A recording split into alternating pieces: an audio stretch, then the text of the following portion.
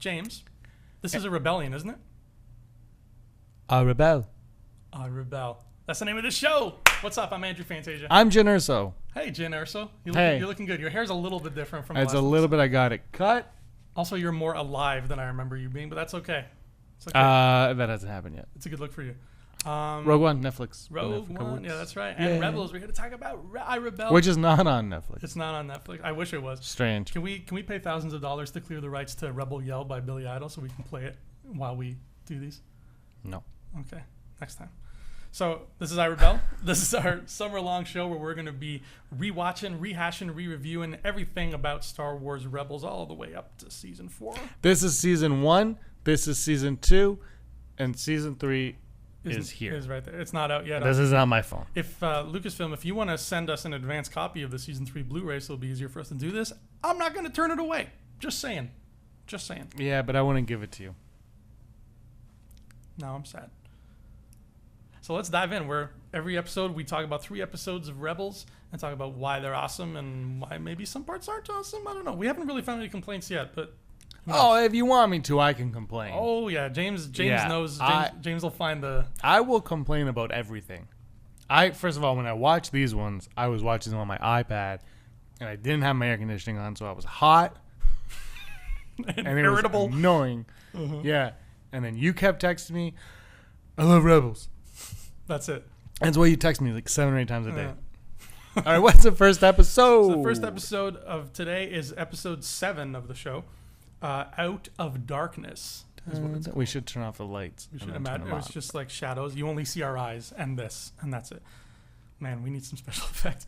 So Out of Darkness is this episode is about Sabine and Hera's relationship and how they need to learn to trust one another. And the basic plot is they get a message from Hera's secret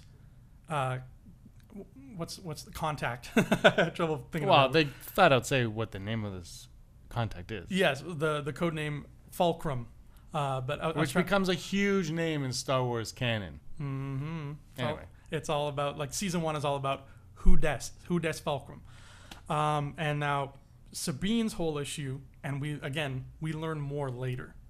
This is what's great about Rebels is there's so much where we will learn more later, but we learn more about Sabine later, and we learn that she is a person who has a hard time being trusting, and for good reason.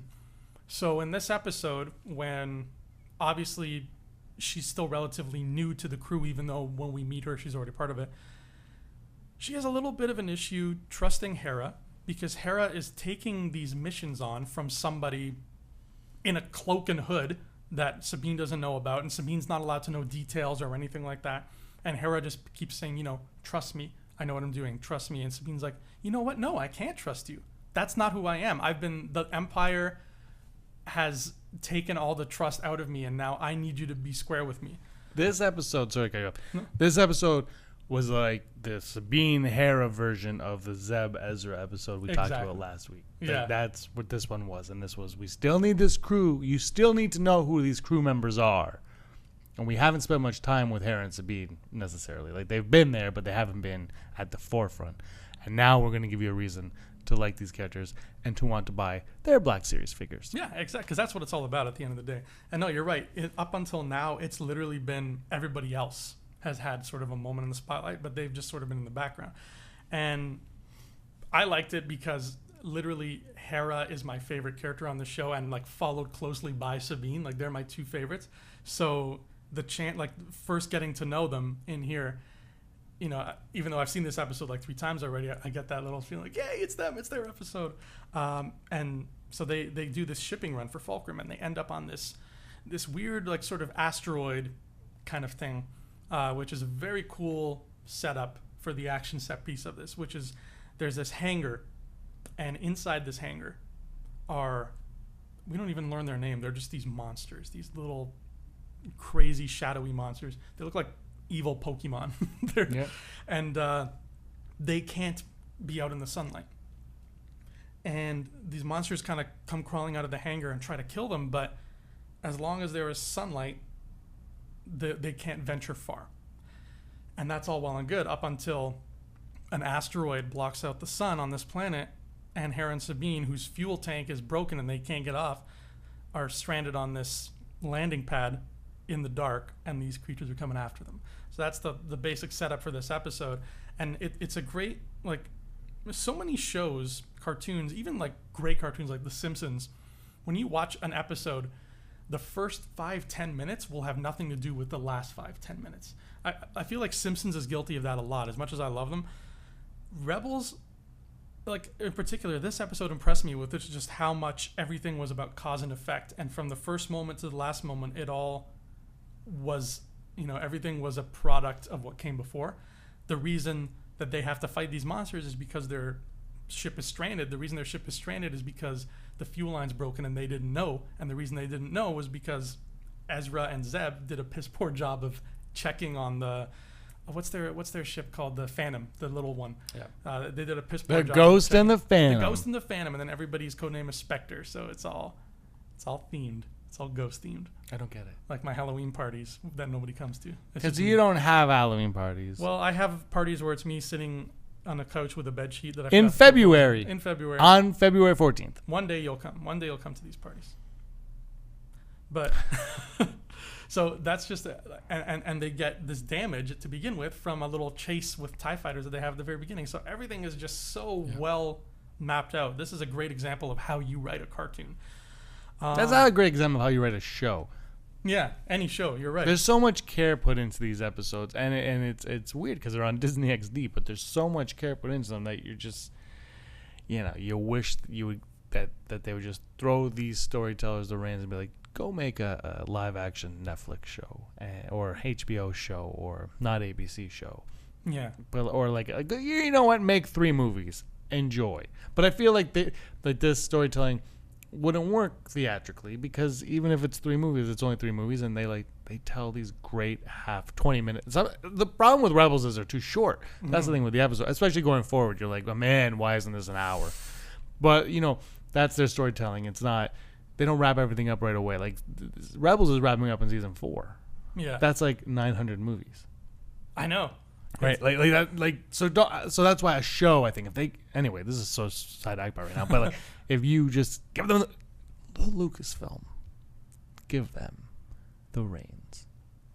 And you're right, like a lot of people, a lot of just casual Star Wars fans will devour the movies, but they won't look twice at Rebels because all they see on the surface is, a Disney XD cartoon. You know what? I'll pass. Yep. Because normally cartoons aren't this well put together. So they, I don't blame those people for, kind of turning their nose up at something like this. But it's such a shame because I kind of wish there was a way. I guess what we're doing right now is a perfect way of doing it. But I wish there was a way of like pimping out the show to people and being like, listen, this is not your granddaddy's Saturday morning cartoon. This has stakes. This has good writing. It has good acting. It has everything that you would expect to find in like a live action show. But this is the problem when we talk about it, and I think Rob the word loves to bring up a live or an animated film, and this is the problem. Animation lives in animation, live action lives in live action, and you, as much as you would like to, you can never cross the two over. Like, and you can argue Saw Gerrera all you want, but they never really cross Saw Gerrera over. Like, his role in Rogue One has nothing to do with his role in Clone Wars, and his role in Rebels has to do with Rogue One, not vice versa. Exactly. So they don't cross like that, and the viewership doesn't cross over like that either. Like, the live action people are going to be live action people, and they're never going to go watch a Star Wars cartoon. Well, I shouldn't say never, but they're not going to go see a Star Wars cartoon. Do you know what I mean? Yeah. They're not going to. That's just not the way. That's just not the way people view things. People are always going to see a cartoon as a cartoon, even if it's the greatest thing ever. You're still going to view it as a cartoon. Even like that upcoming Spider-Man cartoon movie that they keep talking about. I mean, I just saw Homecoming. It was probably one of my favorite movies. It was my favorite movie of the year so far, but that doesn't make me excited for Spider-Man cartoon by Sony. No, because it's not. Because those characters aren't going to have anything to do with these characters. And even if they did, it would still feel like a separate entity on its own.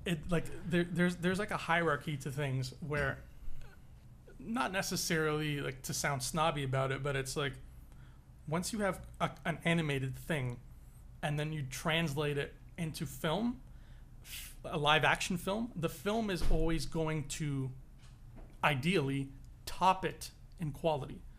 I mean, and we talked about this before. That's why when they announced they're making a fourth Ninja Turtles movie back in '07 and it was going to be animated, I'm like, well, who cares? We have 9 million hours of Ninja Turtles in animation. I want to see the next step. I want to see it evolve. Like if they, in 99, I think it was 99, when they made the X-Men movie, if it had been a cartoon, same thing. I would be like, who cares? I have this cartoon, which is great, that I've been watching on Fox Kids since I was like 6. Why am I going to go to the movies for it? But the fact that they were like, no, this is live action X-Men. Now everybody's like, oh shit, how are they going to do that? Let's see how they do it. And I think that's why, a lot of people talk about a Star Wars live action series. I'm still not sold on that. I would rather them keep making animated shows like this, because at least with animation, you can have, like, the sky's the limit. Like, give them as big a budget as you want. It's still an HBO budget or a Netflix budget. Yeah, but I don't think Lucasfilm would allow, and I think that's why they haven't done one yet. I don't think they would allow it to be cheap. So I think you would get it. But, if you do a bounty hunter film on Netflix, your budget's not going to be too high because you're going to spend most of your time on, like, a desert. You're right. But, like, on Netflix, we couldn't get Rebels. Like, we couldn't really get, I don't think we could get dogfights, at least not as good as we want. I think we could, because that's CG anyway. It's CG, but that's expensive CG, right? Like, isn't...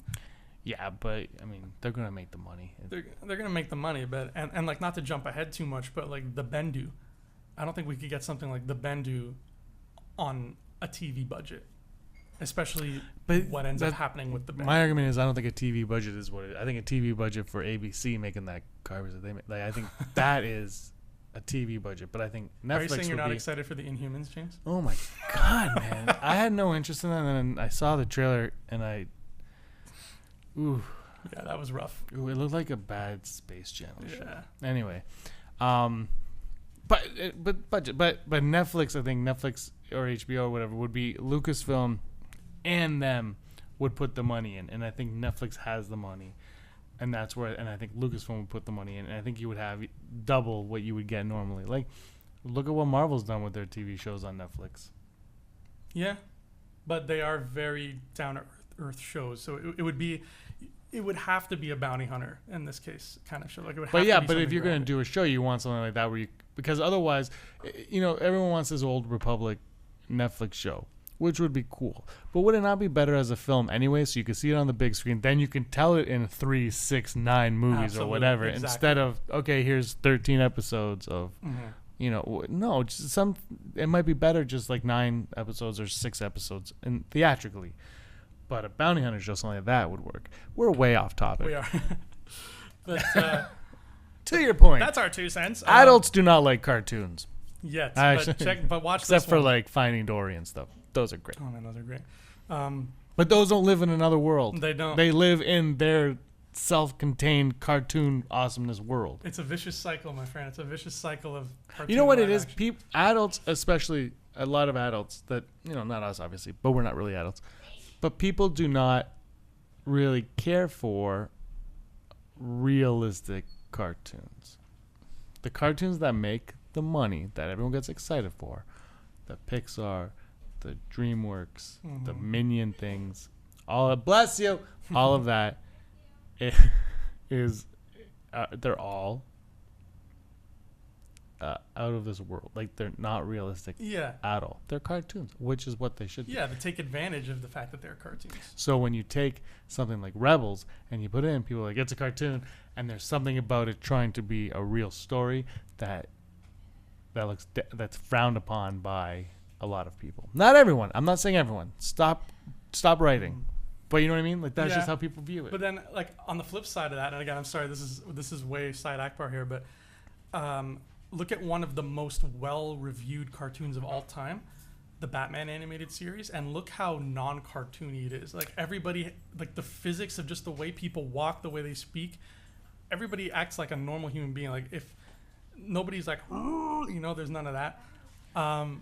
So I guess it's also context sensitive. When, like, cartoons are Batman weird. The animated series though is a unique thing.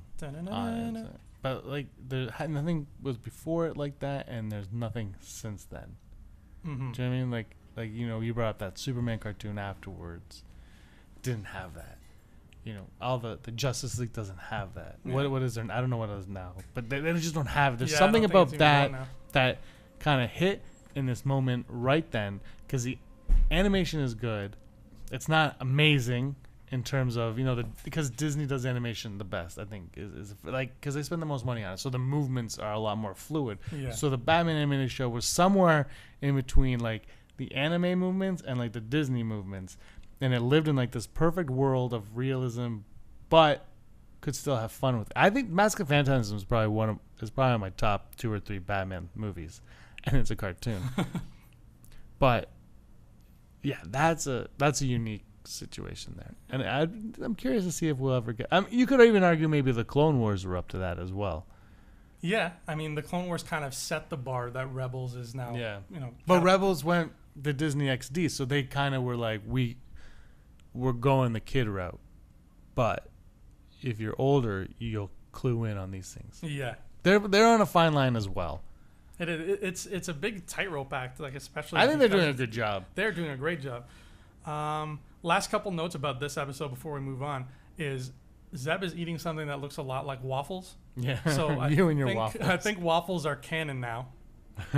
Pablo, hit me up. They're actually called flawless. Flawless.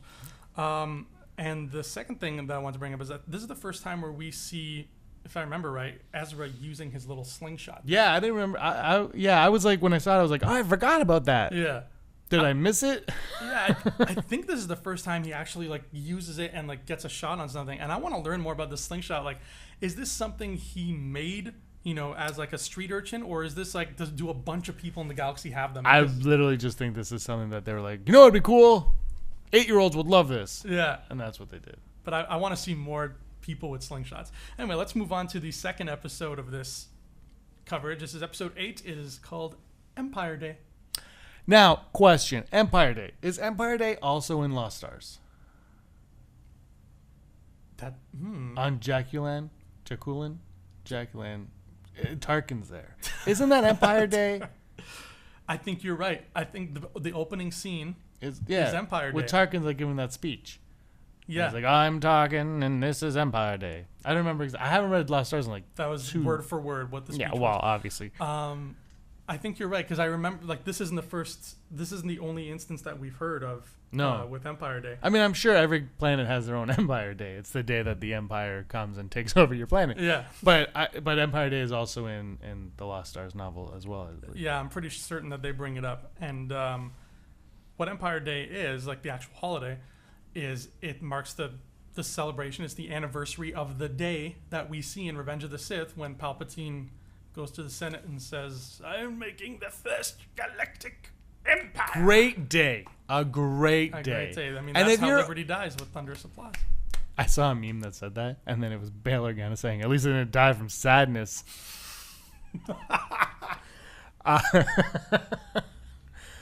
But it is a great day, and you know why it's a great day? Because without that day, there would be no original trilogy. That's right. And there would be no Rebels. And no stormtroopers of different varieties that we can purchase at Toys R Us for $29. There's only one Stormtrooper, and that is Luke in disguise. Mm-hmm.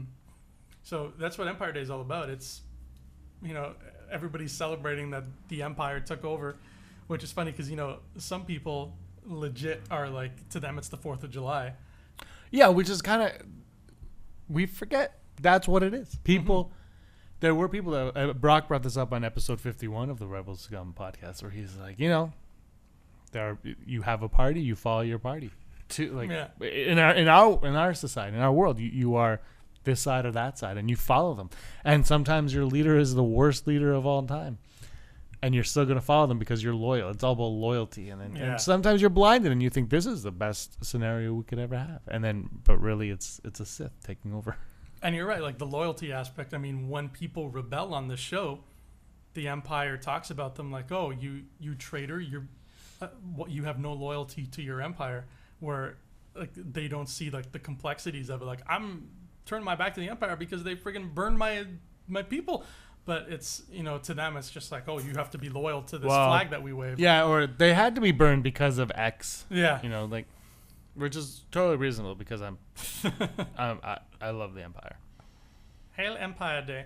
So we find out something cool in this episode, which is that Empire Day, the Empire Day, is Ezra's birthday. Yeah. Coincidence? Yes. Maybe. And since Ezra is 15 years old as of this episode. Okay, we talked about that on the very first one. We're like, how old is Ezra? Yeah. And we figured 14, 15 is Yeah. what we said. So we were dead on. We were very dead Haters beware. on. If you're hating, you're wrong. We are great at mathematics. And arithmetics. Those are different, right? And is it zoology? What's the Pi? pi? 3 Pi. point. 3-point cherry.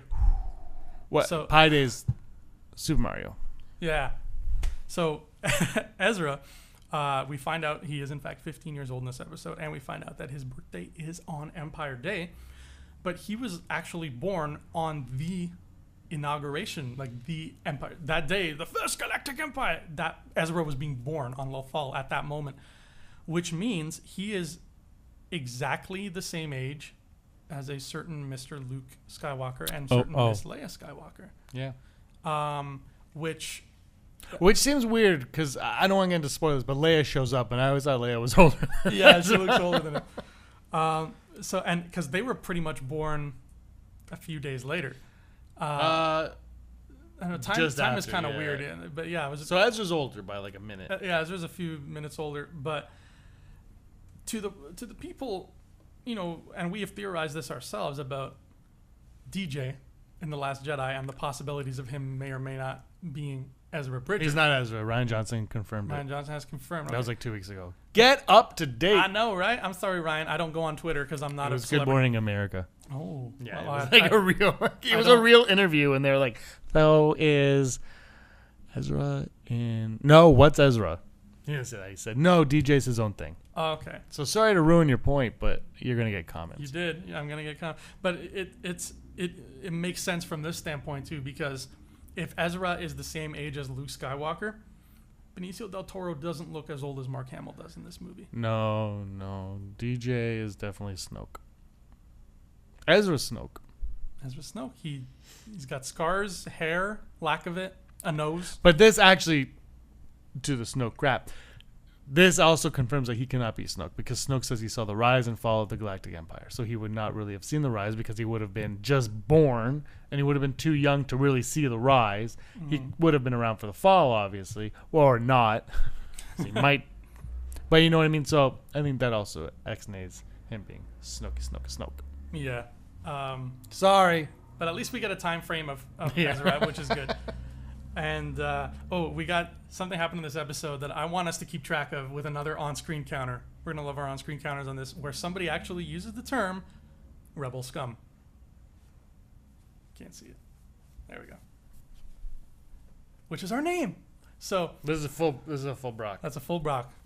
So we got one so far, "rebel scum," uttered on the show. It only took them 8 episodes. Well, yeah, but also Rebels is now Rebels are becoming more prominent, like as an organization, and so I think now, I don't think we get it that much, but I think now you're going to start seeing people like recognize you're a rebel. I get rebels are bad.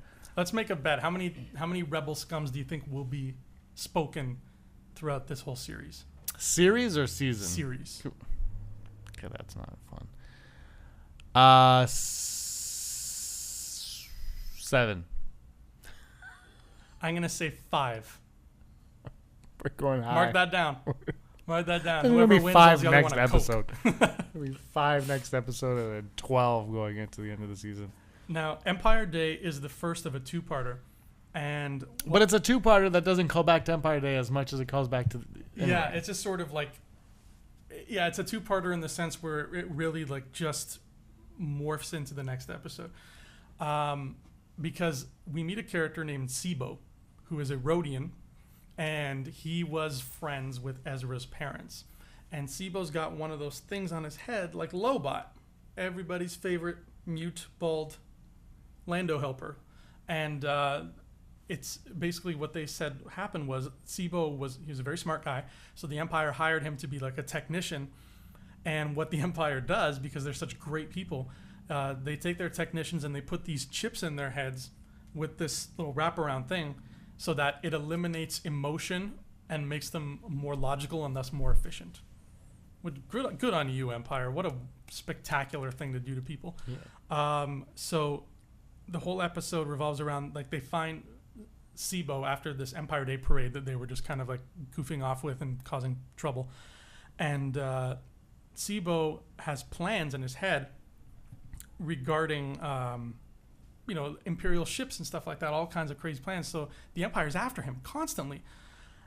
And when Ezra and the group take him under their wing, they get tracked.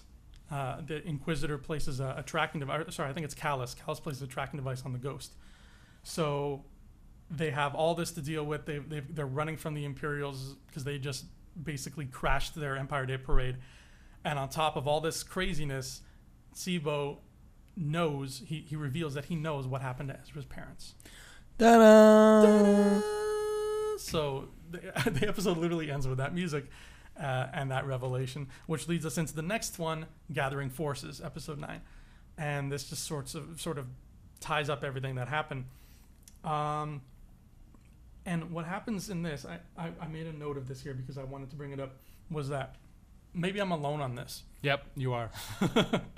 But when it comes to mysteries in kids' shows, or in cartoons, I should say, I have a very hard time finding one where I'm literally, where I'm guessing. I have a very hard time finding a mystery where I don't already see it coming.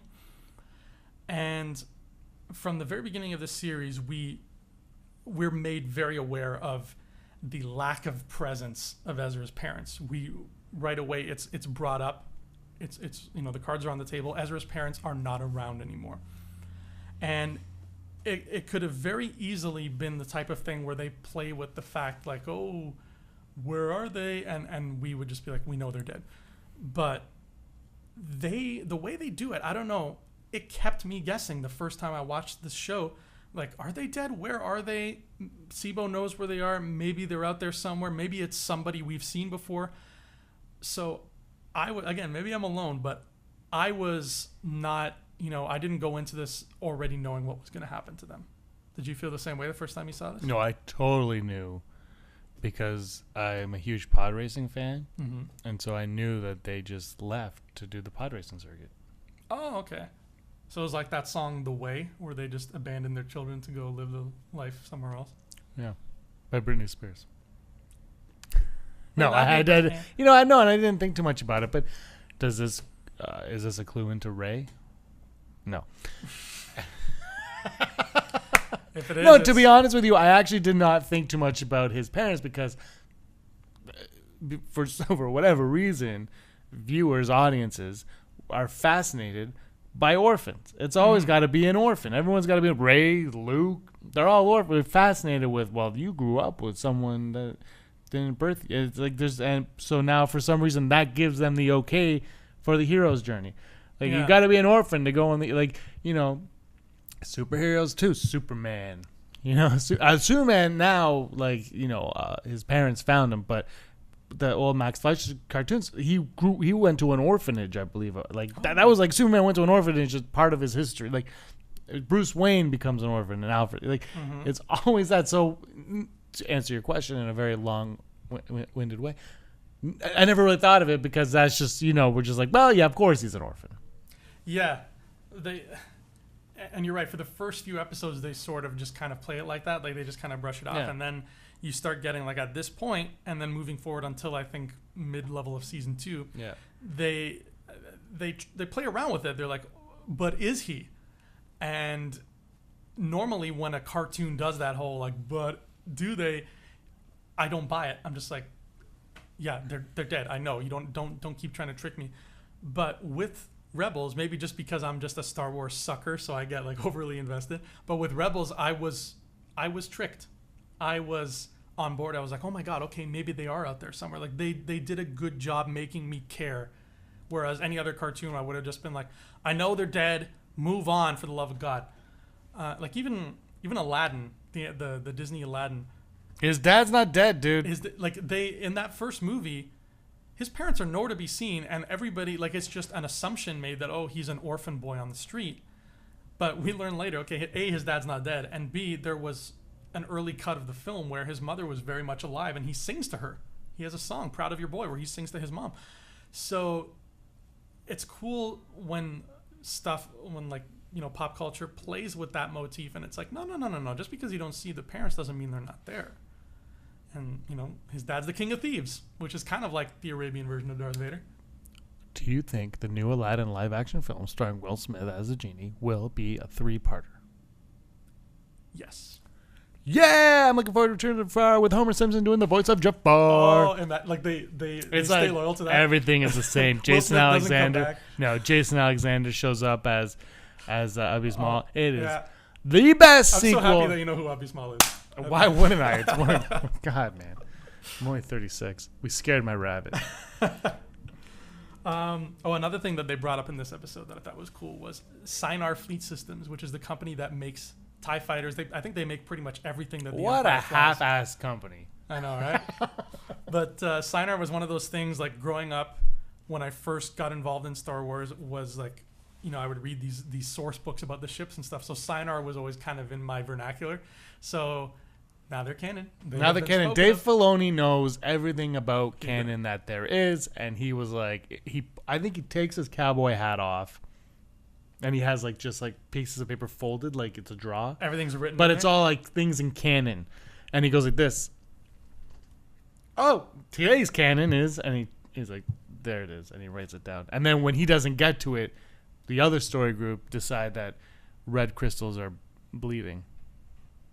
Yeah, that's what happens. So Dave, keep on that. Now, just more hats. More hats. Well, even when you see them in the writer's room, like on the DVD bonus features, like they got this huge table laid out, and that table is full of all those books that we read as kids. So they know their stuff. Oh, they all know this. I'm just joking around. They all know everything. It's. And then this episode has a great callback, which Rebels is fantastic at. They do callbacks like nobody's business, where Kanan and Ezra, who are being tracked, gathering forces, which is after Empire Day. I can't remember if we moved on or not. We moved on a long time ago. We've just been on a roll. But they're being tracked by the Inquisitor. They know he's got a beacon on their ship. So they're like, okay, let's use this to our advantage. Let's draw him out. Let's get rid of him. So Ezra and Kanan hop into the Phantom with the tracking device, and they fly it to that little asteroid planet where Hera and Sabine were 2 episodes ago with the little nocturnal creatures. And they go inside that hangar, and Kanan tells Ezra, you are going to get in tune with the Force by communicating spiritually with these creatures. And Ezra's like, what? Well, he's terrified, rightfully so, because he hasn't been very good at it, and B, now he's being kind of thrown into the deep end. Like they tested him on a loth cat, and now all of a sudden Kanan's testing him on these friggin' creatures. I love loth cats. Yeah, they're cute. So he's really got to learn to swim as fast as possible. And I think what we end up getting is, to me, it's one of the most beautiful, emotional training moments that I've seen in anything Star Wars. I think more so than anything I've seen in any of the live action films, because Ezra is being surrounded by these monsters and he's trying to reach out to them, and he can't, and he's panicking, and Kanan keeps asking him, like, what are you afraid of? Like, stop, like, let go, unblock yourself, open up. And Ezra's like, I can't. And he has this like big emotional like breakdown, and he says exactly what he's afraid of, and it's like this crazy moment. Then everything goes quiet, and they pull out, and the monsters are sitting there, and they're just tame, and they're just looking at him. And that moment to me speaks volumes about Ezra, and it speaks volumes about how cool training could be, possibly in The Last Jedi, when it taps into the person's emotions. It's funny when you bring up The Last Jedi, because you look at it and you go, Ezra has now spent 9, is this episode 9? Mm-hmm. 9 episodes learning the Force. Yeah. Rey sat in a chair and she figured it out. That is, and I think that's where people's problems with the Rey thing comes from. But yes, this is why I'm also excited for The Last Jedi, because I think The Last Jedi is going to rectify a lot of that Rey stuff, and you're going to find out she doesn't really know the Force at all, mm-hmm. and she's going to get the crap kicked out of her in a good way, yeah. And it's going to be awesome, and it's fun to see Ezra grow in the Force as well. Yeah, and not only do we see him grow, but we see him tap into the dark side just a little tiny bit in this episode because the Inquisitor's on his ass, and he's saying some pretty hurtful things. He's like, "Oh, I'm gonna kill your friends." You know, he's saying typical dark side stuff. And Ezra, I find it funny how fast Ezra, like how fast these comments get under his skin. Yeah. Like, I feel like if you and I were in that situation, the Inquisitor was saying that, just be like, man, shut up. But Ezra's just like, no, stop it. And he starts going crazy. And he ends up tapping into the dark side. And by doing so, he summons this friggin' big daddy of a monster that comes up from under off this cliff. And the Inquisitor's like, whoa, shit. And it just kind of kicks off the climax to this episode, which is great. It's a cool little duel. But it's the first time that we've seen on this show a character tap into the dark side of the Force, and it's scary. And now it's, will Ezra turn dark? This is where, because I think at first people were saying that it's good. Yeah, he's got to turn dark because you want to, but now you see it. Now you're like, oh, this kid could easily go dark. Kanan and crew, Kanan mostly because it's Kanan's boy now. Like that's his Padawan. Has to be careful. He's on a tightrope now, and any slight movement, he could be going to places that we as fans do not want him to see. And the children watching the show aren't old enough to get to yet. But in a couple of years' time, they'll be right there wanting that red gun lightsaber. Oh, that would look cool in red. And I love the way, just the line Ezra has right after, he taps into the dark side, he does whatever Force thing with this animal, and then he passes out. And Kanan kind of grabs him and runs towards the ship, and Ezra's waking up. And he has this really haunting little line where, like, he's still groggy, and he's like, Kanan, what happened? Why do I feel so cold? And I was just like, oh, that's the dark side right there. Like, that is, it's like, kids, don't do drugs. Kids, don't use the dark side because, look, you're going to pass out and feel cold. Yeah. And we all know that the dark side leaves a chill in places. We've seen that before in canon. So this is not bode well for Ezra Bridger or Kanan Jarrus. Yes, it does. Yes, it does. You will find us here, same time, same place. Next time we're going to be talking more Rebels on I Rebel. Until then, I'm Andrew Fantasia. And I'm Jin Urso. Bye, Jin. But this is a rebelling, isn't it? I rebel. She rebels. Hey, scumbags. Thanks for watching. Don't forget to give us a thumbs up on our video. As always, please subscribe to our YouTube channel, Rebel Scum Podcast, for all the latest videos.